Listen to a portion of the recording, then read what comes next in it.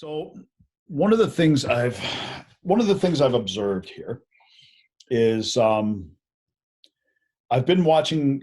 I try to watch a lot of the press conferences every day, and we're seeing a subtle shift. We're seeing a subtle shift. Um, Justin Trudeau really kind of seems out of his depth, to be honest. Now I know he has a team behind him, and I know he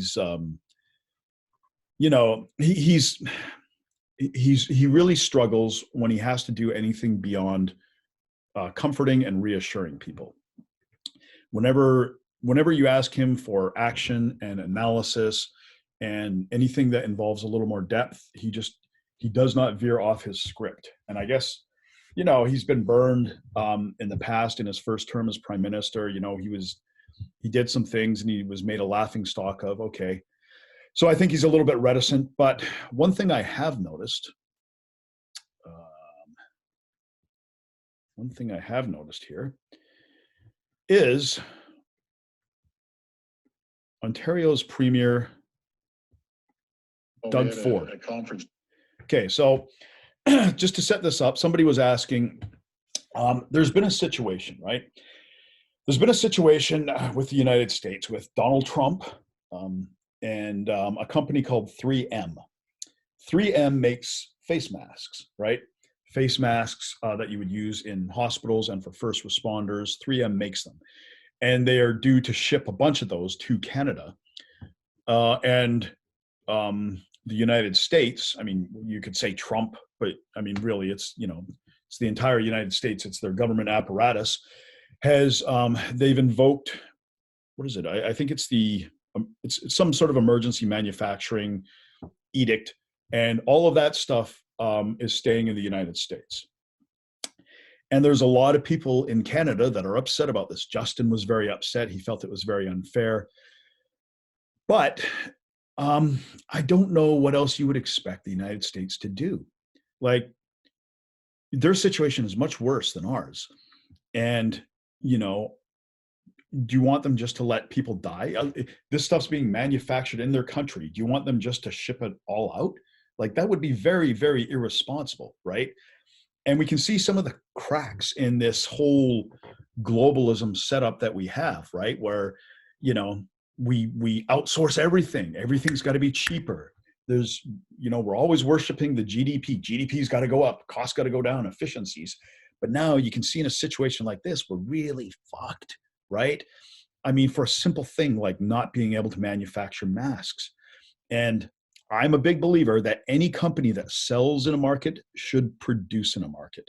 So if you want to sell your products in Canada, you should be producing them in Canada whenever that's possible, right? If you produce it somewhere else and just expect to sell it into a country, then you're really just taking from that country. You're not giving anything back. And I know this. I know this from a manufacturing end. Create jobs in that country. Manufacture something in that country before you sell it. Unless it's just completely impossible with infrastructure. But that's besides the point. So this is a bit of a tiff, let's say, that's come up now, right? And there's going to be a lot more. There's going to be a lot more. We're going to find out we're not all one loving family. We're going to find out. Expect nationalism to really bubble up to the surface.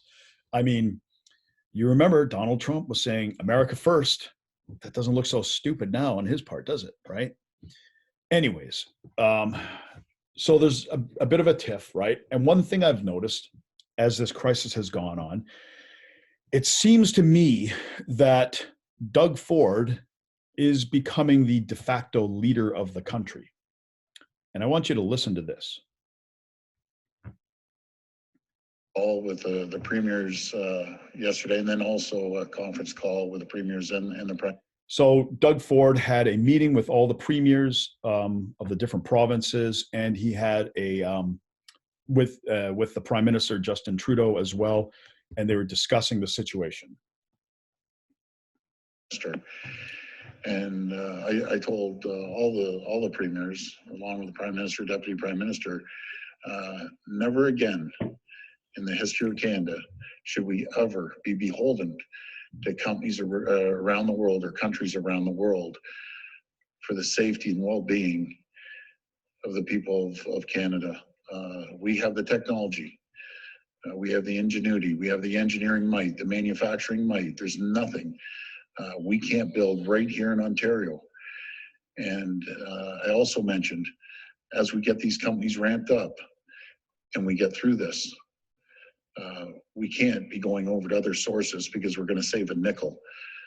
Because we might be small in population compared to other countries, but we're giants when it comes to technology, manufacturing, ingenuity, engineering. As I always say, we can build anything. And as long as I'm premier, I will never, ever let this happen again to the people of our province or our country. I've had great conversations with all the manufacturers right now. All right. So, yeah, I mean, Doug Ford is, you know, good times. When you're in good times, there's an old saying. My old granddaddy, his name was Stonewall Brown, and he used to say to me, in a strong enough wind, even turkeys can fly. What does that mean? Well, it means that in good times, things look great that might not necessarily be great.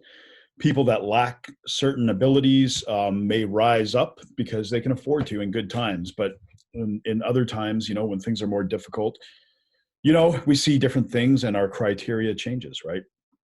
So that's, I don't know, it's just something I've observed. I've observed over the last week that, and I'm not a fan of Doug Ford. I'm not a conservative or a liberal for that matter, or any political party. I just solely identify as independent. And I try to be as unbiased as I can. And my observation is that Trudeau is diminishing because he just is getting repetitive, and he seems lost whenever people ask him more complex questions. He seems determined to stay on script, whereas over the last week, Doug Ford seems to be elevating and assuming an unofficial mantle as a leader of the country.